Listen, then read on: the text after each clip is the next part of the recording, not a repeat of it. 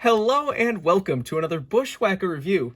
Today we are going to be taking a look at Ty Dillon's number 13 Geico Hump Day Chevy for 2020. As always, take a quick look at the box. So you just have a generic Ty Dillon box. Got Ty Dillon number 13, picture of Ty right there, NASCAR Cup Series. Down the side you got Ty Dillon, got 2020, got to render the car right there, Geico, standard finish. Made a total of only 504 of these things. Kind of surprised it's that low of a number for a popular car like this. Got your main racing, standard finish, number 13, Ty Dillon. Got Ty Dillon, number 13, Germain Racing, 2020 Action Racing Collectibles. And you, of course, have your copyright and such on the bottom of the box. Here is the car itself. This paint scheme ran 4 times this season, basically at all the Wednesday night races. A very, very clever idea from Geico for the Wednesday races to run their Wednesday car.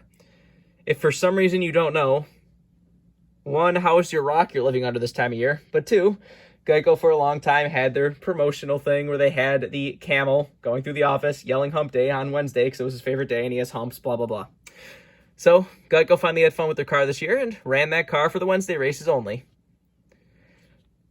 The diecast specifically is based off of the Wednesday Charlotte race after the Coke 600. Because it has the NASCAR Heat logo right there and it has the patriotic tires. I was really expecting this to be based off of the Darlington version of the car since that was the first time this car ran. But it's honestly kind of cool that this is based on a specific version still. Said he raced this at Darlington for the Wednesday race, Charlotte for the Wednesday race, Martinsville for the Wednesday race, and then the All-Star race he ran a version of this car that, had the number moved back and had the camel right there and everything. Anyways, let's do a quick 360 of this car. Germain is another team that we have lost this year. That is definitely a shame. They're a team that, they were a small team and they, were never too competitive, but they were still around. They had plenty of races where they could get top 10s and top 15s and they won stages and everything. And really damn shame to see them go. Apparently it's because Geico was leaving and then they just kind of had to close down at that point because Geico was the one thing keeping them afloat. But I really hate that Geico finally tried this year, the year they finally leave the sport. Well, not finally leave the sport, but they just they had so many different cool special paint schemes where all the past years they've had nothing special. But anyways, let's get down to sponsors. On the hood, you have Geico, got the camel saying Hump Day on the hood. Got Chevrolet Camaro ZL1, number 13 in Germain Racing. Worth pointing out that you see the entire design on the bottom is camels and woot woot down there.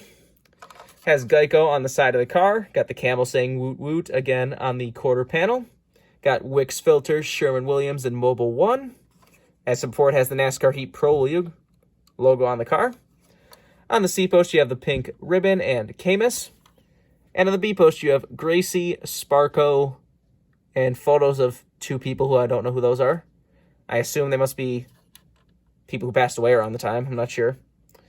Has Ty Dillon's name on the name rail. Has the Hendrick A-post bullshit. Even this team is using it for some reason.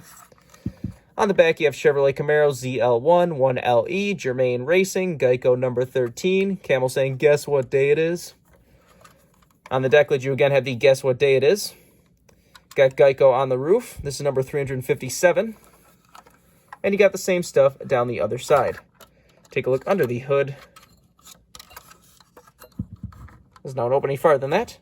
Got the Chevrolet bow tie under there. There's the engine detail if you want to see that. Obviously no deck lid. The roof flaps still do open. And there's the underside of the car if you want to see that. I believe this is the only Ty Dillon diecast we're getting this year. So this may be the final Germain Geico diecast we're ever going to get. Unless there's some random promo out there. I wish they did make more of them. He had the boat insurance car that looked sweet. He had the RV insurance car. That looked good. Geico Ween. They ran a Halloween car. It's Geico, why did you suddenly start trying on your paint schemes this year? Every year it was the primary car and you got the Gecko Flage camo car and that was it. And now this year they've ran 7 different paint schemes and only one of them gets even offered. They did offer his primary and it DNP'd. I'm definitely a person that I believe that every driver's, at least all the main team's primaries should be produced in diecast form. MOQ or not. Last year you had Eric Jones' primary DNP'd, Stenhouse's primary DNP'd, Ty Dillon's DNP'd. That should not be happening. I know MOQ is a thing, but Lionel should really just make the primary diecast, at least one diecast for every driver, which Eventually, he did get a diecast this year. This is definitely better than the primary because this is just a really funny car. A lot of us were begging for them to offer this car, so happy that this did get made. If you want this card as a brand new release, you can get it right now. I would not be surprised if this car gets popular, so you might want to pick it up now if you want it. But anything that changed, all there is to say, this has been a review of Ty Dillon's Geico Hump Day Chevy for 2020. Hope you enjoyed, and thanks for watching.